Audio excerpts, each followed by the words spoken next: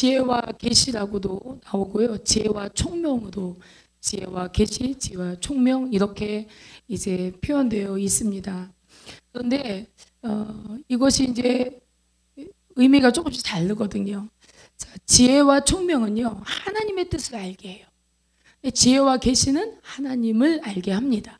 그래서 이제 오늘 이 17절 말씀에 바울은 지혜와 계시를 언급하면서 이것의 목적이 무엇이다? 하나님을 알게 하도록 우리에게 지혜와 계시의 정신을 주신다라고 말하고 있습니다. 자, 하나님은 지혜이시기 때문에 우리가 믿고 순종하면 우리의 삶은 지혜로운 삶이 될 줄로 믿습니다. 그래서 우리가 알지 못해도 우리가 하나님께 계속해서 듣고 순종하고 깨닫고 순종하고, 근데 여러분 보십시오. 깨닫기는 깨달아도 순종하지 않습니다. 깨닫는 것 따로 순종하는 것 따로죠. 그래서 믿는 것과 아는 것이 하나가 돼요. 이게 온전해져야 되는 거죠. 자, 그래서 우리가 깨닫고 순종하고 이렇게 주님을 순종하고 따라가다 보면 왜 하나님께서 우리에게 순종하라 순종하라 하시는지를 알게 되는 거예요. 대부분 제가 하나님께서 저를 인도하시는 여정 속에서 미리 모든 것을 다 충분히 이해하고 알도록 순종하게 하신 적이 별로 없어요. 즉 알지 못했지만, 그리고 심지어 이것은 별로 나에게 유익이 없어 보였지만, 그리고 심지어 이것은 너무 많은 대가를 치러야 될 것처럼 보였으나, 그러나 순종할 때마다 그 순종을 지나서 그것이 충분히 하나님의 뜻을 이루도록 했고, 그리고 그 시간을 지나서 그것을 충분히 이해하도록 주님께서는 알게 하셨습니다. 그렇기 때문에 그 다음에 이제 어떻게 되냐면, 아, 이거 내가 모르지만 주님 무슨 뜻이 있겠구나. 아, 이거 내가 모르지만 주님 무슨 계획이 있겠구나. 아, 이거 내가 지금 좀 힘들지만 하나님 뭔가 하시는구나. 이렇게 하나님에 대한 기대를 가지고 우리가 순종하기가 점점 쉬워지는 것이죠. 우리가 하나님을 계속 경험해 나아가길 주의 이름으로 축복합니다. 아멘. 자, 오늘 지혜와 계시를 이야기할 것인데요. 이게 뭐냐면, 아주 쉽게 말하면 우리가 하나님을 존재적으로 인격적으로 만나는 그런 시간이 되는 거예요. 대부분 어떤 사건을 통해서 많은 사람들이 하나님을 만납니다. 그래서 내가 어떤 기적을 경험하면, 내가 질병이 치유되면, 또는 어떤 문제가 해결되면, 기도해서 하나님이 어떻게 응답하시면, 그러면 우리가 하나님을 만난 것으로 그렇게 착각을 해요. 그리고 이것이 하나님 물론 만난 거 사실입니다. 그러나 이렇게 하나님을 만나서 가다 보면 하나님과 나의 인격적인 어떤 관계가 형성되기보다는 마치 하나님이 어떤 커피 자판기처럼 내가 헌금하고 내가 헌신하고 내가 기도하고, 그럼 거기에 상응하는 어떤 대가를 하나님 나에게 주셔야 되는 분으로, 그래서 하나님이 내가 기도했는데 응답하지 않으면 하나님께 실망하고, 그리고 하나님께 심지어 상처받고 좌절하고, 이런 어떤 관계로 들어가서 하나님이 그 시간 속에서 무엇이 되냐면 바알같이 되는 거예요. 그러나 여러분, 저와 여러분은 그런 사건들을 뛰어넘어서 하나님을 성품으로 그리고 인격으로 존재적으로 만나야 될 줄로 믿습니다. 여러분, 베드로가요, 밤이 맞도록 그물을 던지고 고기를 잡았습니다. 그런데 밤새도록 수고했지만 그에게 고기가 없었어요. 그물이 빈 그물이 되었어요. 우리 인생하고 비슷하죠. 밤새 수고했어요. 남들보다 더 노력했어요. 더 애썼어요. 그러나 그거에 대한 어떤 보상도 받지 못한 거예요. 근데 그러한 상황에서 예수님이 베드로에게 오셨어요. 그리고 베드로에게 그의 생각과 그의 경험과 그의 지식과 상충되는 그러한 이제 요구를 하셨어요. 왜냐하면 베드로는 어려서부터 이제 어부로 살았기 때문에 너무나 어디에 어떤 시간에 어느 곳에 그물을 던져야 고기를 잡는지에 대한 충분한 지식과 경험을 가지고 있었습니다. 근데 아무것도 모를 것 같은 예수님이 오셔서 베드로에게 그물을 던지라고 했을 때 뭘 한다고 저렇게 요구할까? 이렇게 할 수도 있었지만, 그러나 나도 다 해봤고 다 충분히 했지만 그러나 아무 소득이 없었다고요. 이렇게 말할 수 있었지만 그는 그 예수님의 말씀에 순종했습니다.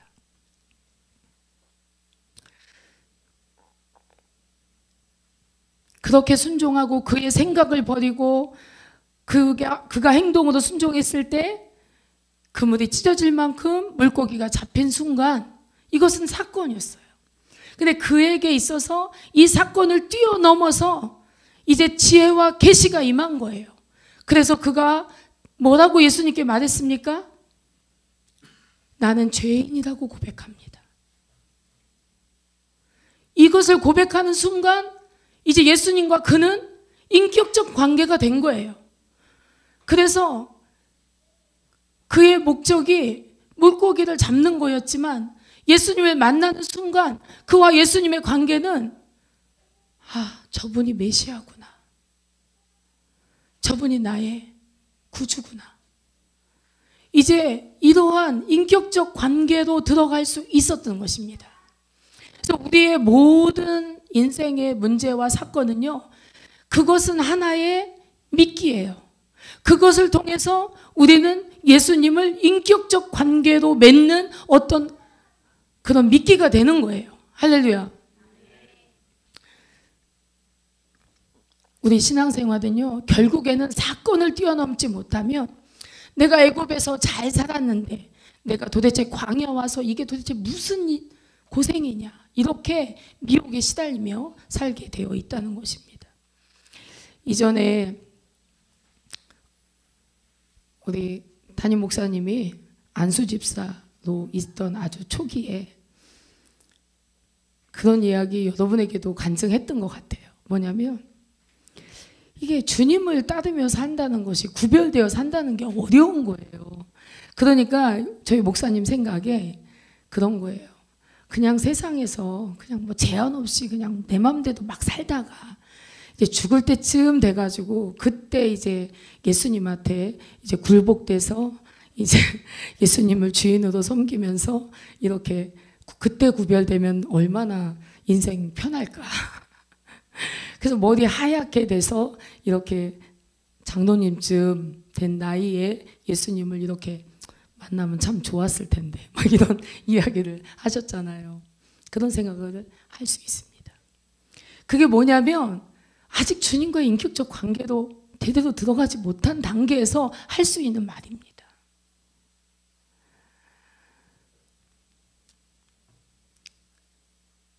사건을 뛰어넘어서 주님과 인격적 관계로 들어가서 그분의 것들을 맛보고 그분의 것들을 함께 공유하고 누리면서 그분을 깊이 사랑하게 되면 예수가 좋다오, 할렐루야, 그렇게 찬양할 수밖에 없는 것입니다.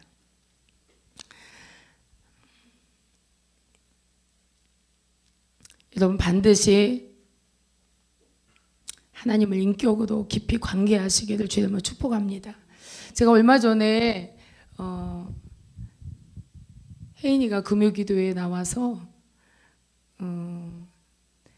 너희는 세상의 빛이다 라는 말을 얼마나 많이 들었을까요? 저 아이가 살면서. 왜냐하면 태어나면서부터 교회를 다녔으니까 교회에서 너희는 세상의 빛이라 하는 말을 정말 수도 없이 들었을 거예요. 그런데 어느 날 금요기도회에 최근에 나와서 그 말이 마음으로 탁 오는데 주님이 너무나 주님께 감사하고 주님께 너무나 죄송해서 눈물이 이렇게 났다는 거예요. 자, 여러분 여기에 주님께서 일하신 것이 보이십니까? 하나님께서 지혜와 계시로 일하신 거예요. 하나님을 알게 하는 거예요. 자, 우리가 알고 있는 많은 것들은요, 지혜와 계시를 통해서 하나님을 더 알게 하시는 성령의 역사가 있어야 될 줄로 믿습니다.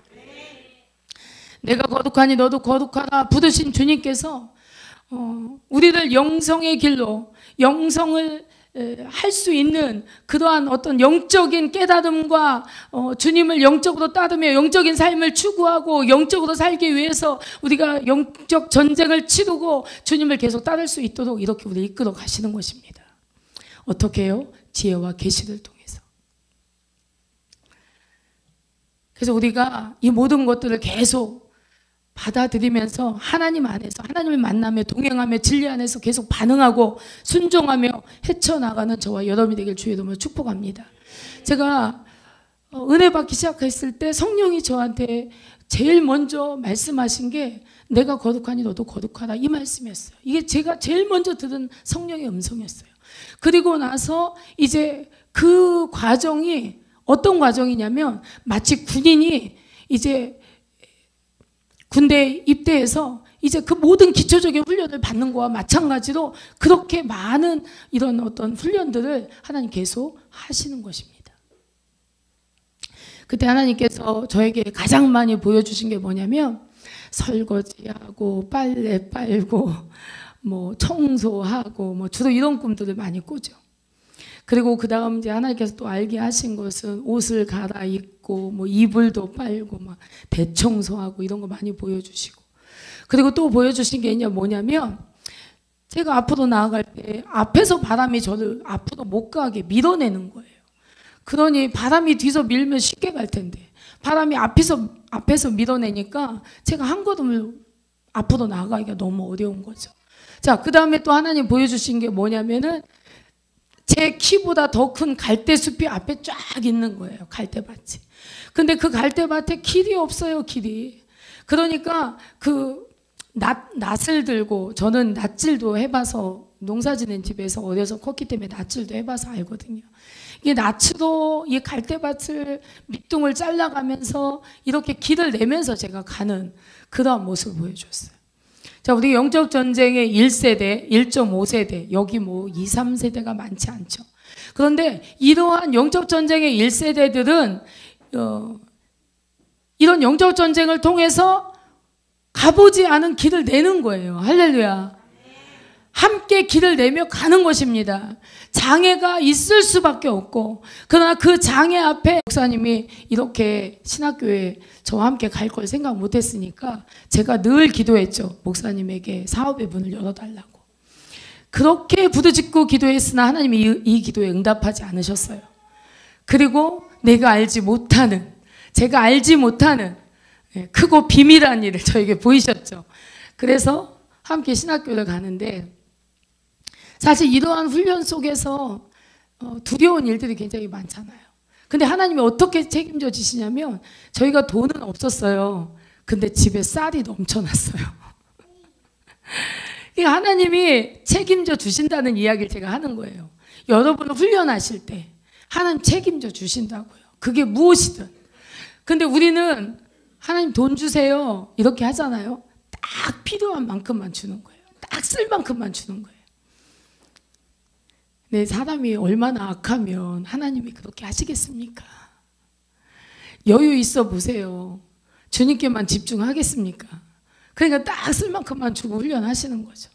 딱 먹을 것만 먹여주시고 훈련하시는 거죠. 그런 시간들을 좀 믿음으로 살아야 되는 시간들을 통과했던 것입니다. 자, 하나님께서는 우리를 훈련하실 때 그렇게 책임져 주신다는 것입니다. 자, 우리가 순종으로 우리가 모든 길을 헤쳐나가는 거예요. 길을 만들면서. 우리가 영적 전쟁의 1세대고 또 우리 믿음의 1세대이기 때문에 우리는 함께 길을 내며 나아가는 자예요. 자, 여러분, 하나님이 부르신 자리, 그 위치, 그 관계성, 여기가 바로 영성하기 제일 좋은 자리인 것입니다.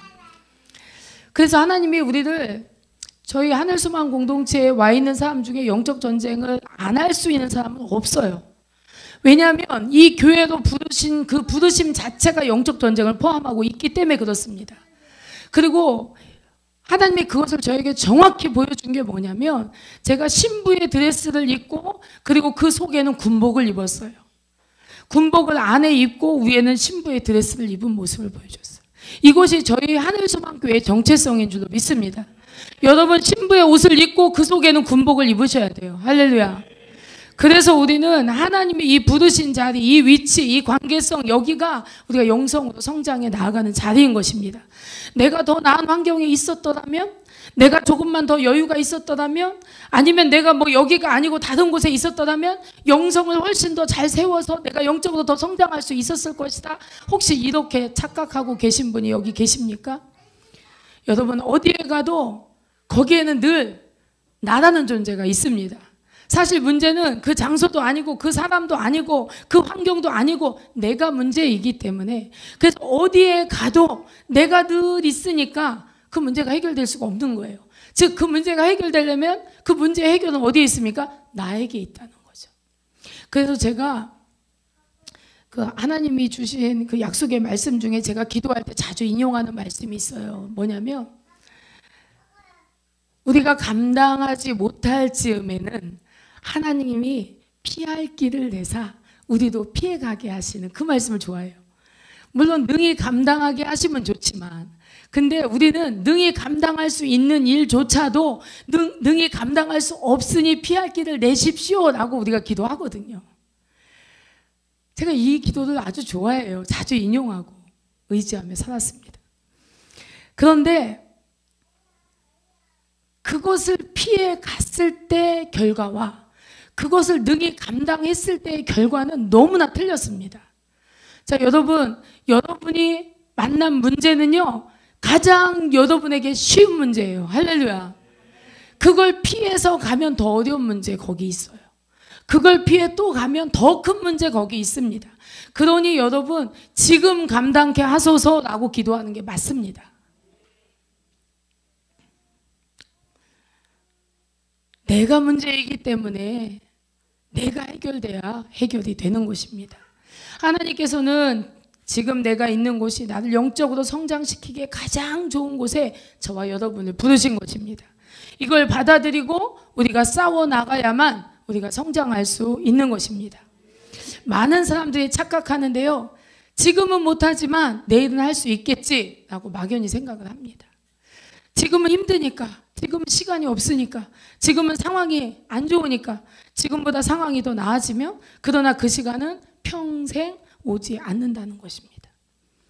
자, 우리는 영원한 현재성으로 오늘 다가오셔서 오늘 우리의 마음에 놓고 하시는 주님을 영접하게 되길 주의 이름으로 축복합니다. 영성에서 가장 중요한 것은요, 온유한 심령이에요. 저는 제가 되게 온유한 심령을 가진 자라고 생각을 했습니다. 그것이 아닌 것이 밝혀지기까지는요. 그리고 그것이 밝혀진 이후에 온유한 심령을 놓고 늘 기도를 합니다. 예, 심지어 제 핸드폰에 우리 강성문 목사님 이름은 언제나 친절한 사람입니다. 이제 이름을 조금 바꿔드리려고 해요. 왜냐하면 지난 2년 동안 많이 친절해지신 것 같아서 제가 이제 올해는 23년에는 다른 이름으로 호칭을 해야겠다라고 생각을 하고 있습니다. 여러분, 온유한 심령이 왜 중요하냐면, 여러분, 현재도 성령이 일하시지 않는 곳이 없어요. 여러분 안에서만 일하시는 성령님이 보이십니까? 아니, 그것도 안 보일 수 있겠지만, 그러나 성령님은 여러분 밖에서도 일하시고, 교회에서도 일하시고, 그리고 여러분이 미워하는 사람에게서도 일하고 계십니다. 이걸 믿습니까? 아멘. 그래서요, 우리가 멈춰서서 하나님이 어떻게 일하시지라고 살펴봐야 돼요. 안 그러면 나는 나한테 속아요. 여러분, 우리가 사단에게 속죠. 왜냐하면 사단은 온 천하를 미혹시키는 자예요. 그렇기 때문에 사단은 온 천하를 꿰어서 미혹시키는 자예요. 아담과 하와를 꿰어서 미혹시킨 것처럼 오늘날도 사단은 전 인류를 미혹시키는 자예요. 그런데요, 우리가 사단에게 속으면 어떻게 되냐면, 내가 나에게 속고, 그리고 내가 다른 사람을 속여요. 무섭죠? 여러분, 온유한 심령은요, 이것을 멈출 수 있게 합니다. 그래서 고집이 세면 안 돼요, 여러분. 고집 센 거 절대 자랑 아닙니다. 여러분, 멈춰서서 하나님의 일하심을 볼 수 있는 그런 마음의 눈이 저와 여러분에게 열리게 되길 주님으로 축복합니다. 성령의 인도함을 따를 수 있고 즉각적으로 내가 잘못했나? 라고 생각하고 돌이킬 수 있는 그러한 상태. 이게 온유한 심령의 상태예요. 저는요, 제가 이것도 성령께서 저를 지혜와 계시로 깨닫게 하신 건데, 저는 늘 제 마음 한쪽에 나는 틀릴 수 있다라는 가정을 항상 가지고 있습니다. 이게 얼마나 중요한 마음인지 몰라요. 항상 살펴볼 수 있는. 그래서 나는 틀리고 저 사람은 맞을 수 있어. 그리고 정확한 내용은 뭐냐면 나는 틀리고 주님은 맞습니다. 나는 틀리고 주님은 옳습니다. 그거 안에서 우리가 늘 주님을 다 순종하고 따라갈 수가 있는 거예요. 그리고 이러한 어떤 상태를 가지고 있을 때 우리는 즉각적으로 마음을 돌이킬 수 있는 것이 쉬워지는 거예요. 여러분, 제가요, 성령의 일하심을 바라볼 수 있는 온유한 심령이 되기까지 굉장히 많은 훈련을 거쳤습니다. 물론 지금도 저에게는 이 부분에 대해서는 또 훈련하시는 부분이 있어요. 근데 제가 이간증을 하면 여러분 입이 떡 벌어지실 거예요, 아마. 제가 인돌산 기도원에 목회자 세미나를 갔어요. 가서 은혜를 받았습니다.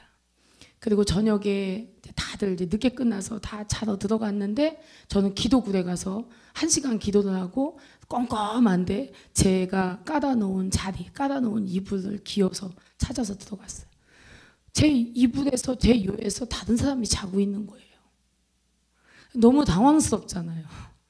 사실 인돌산에 너무나 많은 목회자가 모이기 때문에 이불을 다 싸갖고 가야 돼요. 그래서 무겁게 싸갖고 갔잖아요, 요하고 이불을. 근데 제 자리에 뭐 그렇다고 뭐 집에서 깔고 덮는 것처럼 어마어마한 걸 싸가지고 가는 게 아니잖아요. 간이 이불 뭐 이런 거 싸갖고 가는 건데 거기 누가 깔고 누가 덮고 자는 거예요. 근데 저는 어떻게 해야 되나 너무 당황스러운 거죠. 왜냐하면 저도 그날 밤에 자야 되니까. 그래서 제가 깨웠어요. 저기요, 여자분인데, 저기요 사모님, 제가 요거 제 자리인데 사모님 자리 잘못 찾으신 거 아니에요? 그렇게 말하면서 제발 그러길 바랬습니다. 근데 그분이 뭐라고 사투리를 쓰셨어요. 근데 뭐라냐면 같이 좀 덮고 자세요. 너무 당당하게. 그래서 제가 쫄았죠, 마음이. 그래서 매우 어려웠어요. 왜냐하면 너무 작은 요와 작은 이불 뭐 요거 이렇게 해서 덮어야 되는 건데 이걸 어떻게 같이 덮을 수가 없는 거고, 또 저는 여러분이 안 믿으실지 모르지만 낯가림이 심합니다. 같이 이불에 발을 뻗을 수가 없는 거예요. 근데 이거 어떡하지 막 이러면서 주님 제가 어떻게 해야 됩니까 막 이러면서 제가 마음이 막 어려워지기 시작을 했는데 주님이 제 마음 가운데 그런 마음을 주시는 거예요. 그냥 받아들이라고. 그래서 제가 아멘 했어요.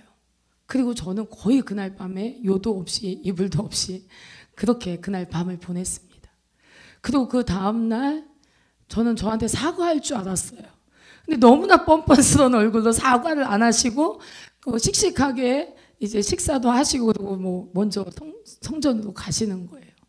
제가 이제 이불 자리를 정리해 놓고 그리고 저도 성전에 갔는데 그분이 어디 앉았나 이렇게 찾아봤더니 그분은 1층 저쪽에 앉아 있고 저는 이제 2층 앞쪽에 앉아 있어 제가 앉은 자리에서 위치를 아니까 자주 보이더라고요. 거기 앉아 계신 게. 근데요, 그때부터 이제 신기한 일이 벌어졌어요. 어떤 일이 벌어졌냐면 하나님이요, 제 마음에 아버지 마음을 막 부어주시는 거예요. 제가 그 밤에 같이 자는 그 사모님을 향해서 제가 막 중보 기도가 나오고 눈물이 막 펑펑 쏟아지고 막 제가 감당을 못 하는 거예요.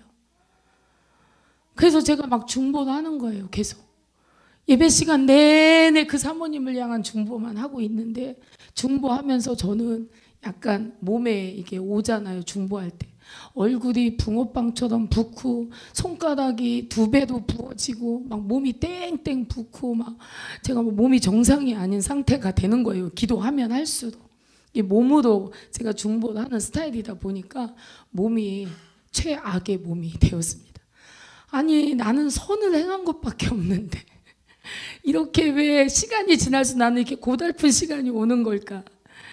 그렇지만 그 시간에 저는 주님이 하시는 일을 받아들이고 그 시간을 순종하면서 가는데요. 그 다음에 더 놀라운 일이 벌어졌습니다. 첫 시간, 둘째 시간, 그 다음 날 돼서 첫 시간이 딱 됐는데 그 오전 예배 때 그 사모님에게 강하게 누르고 역사했던 그 귀신이 나가기 시작하는 것입니다. 제가 그 오전 예배 시간 내내 제가 머리부터 발끝까지 알코올을 들이부은 것처럼 몸이 시원해지기 시작을 하는데 그 시간이 다 끝날 때까지 제가 계속 시원해지면서 이 귀신이 나가는 거, 빠져나가는 걸 제가 계속 느끼는 거예요. 그리고 그분이 치유되는 걸 제가 계속 느끼는 거예요. 그리고 더 놀라운 사실은 그날 밤에 그 사모님이 저에게 와서 자신의 이야기를 털어놨어요. 목사님이 목회를 하시는데, 개척교회 목회를 하시는데 이 사모님이 간호사였어요. 간호사로 일을 하는데 병원에 입원한 남자 환자하고 눈이 맞은 거예요. 바람이 났어요.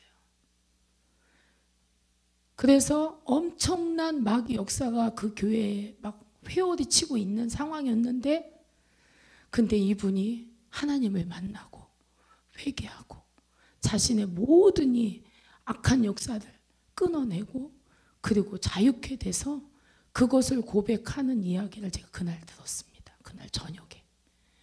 그리고 나서 제가 얼마나 감사했는지 몰라요. 하나님 저 써주셔서 감사해요. 하나님 제가 희생하지 않았더라면, 제가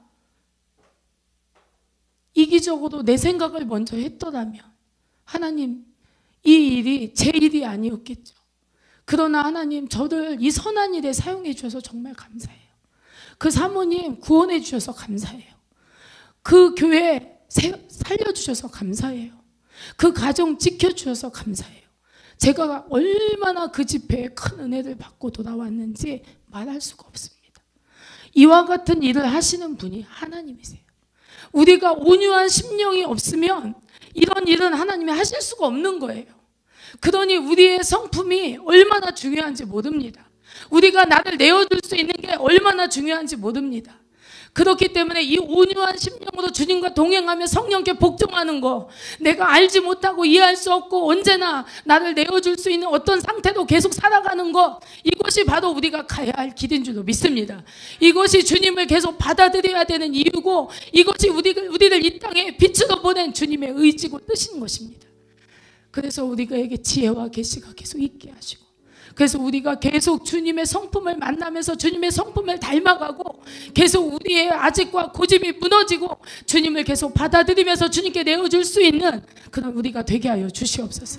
그래서 지혜와 계시는 이 땅을 살아가고 있는 하나님의 자녀들에게 하나님의 이 지혜와 계시의 정신을 오늘도 주기를 원하시는 것입니다. 그래서 아버지, 우리 하늘소망 공동체 지혜와 계시의 정신을 주시옵소서. 그래서 교회를 건강하게 세우신 하나님의 역사들이 일어나길 원하고, 우리는 어느 순간 우리의 모양대로 그릇대로 하나님께 계속 내어드릴 때 하나님 우리를 계속해서 하나님의 일에 쓰임받도록 우리를 사용하여 주시옵소서. 우리를 내어주며 나아갈 수 우리가 되게 하여 주시옵소서. 우리 기도하시며 우리 찬양하고 기도하시겠습니다.